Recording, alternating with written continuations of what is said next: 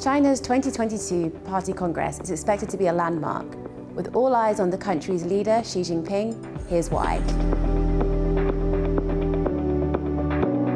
Xi Jinping is expected to disrupt the way that power transitions in China this year, exceeding the normal two-term limit to take a third time in power, despite the fact he exceeded the country's normal retirement age of 68 in June.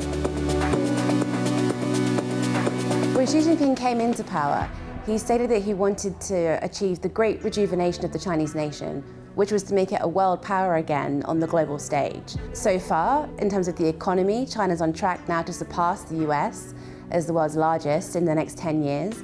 China has the world's largest navy, and Xi Jinping's flagship Belt and Road foreign policy initiative has built influence and infrastructure all around the world. However, under Xi, China has become more closed, the internet has become far more regulated, and he's overseen a campaign of repression in Xinjiang, which the US has called genocide, a crackdown on freedoms in Hong Kong, and put pressure on Taiwan.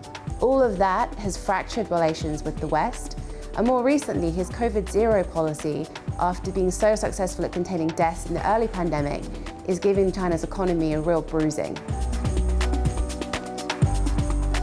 Some 2,000 delegates from all across China will descend on Beijing. These include top military officials, provincial party leaders, farming representatives, and people from China's minority groups.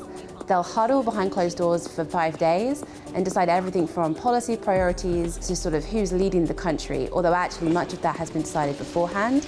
But only at the end of the Congress, afterwards, Xi Jinping will walk out in a sort of press conference with his top cabinet behind him in order of rank. And only then will people really understand who it is that Xi Jinping and the party have selected to be the country's most powerful men.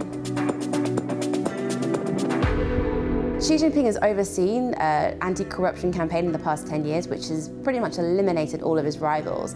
However, there are still a few rising stars, and it'll be interesting to see what position they land in. These include Chen Min'er and Hu Chunhua, who are longtime Xi associates. People will also be very closely watching where Li Qiang ends up. This is the Shanghai Party secretary.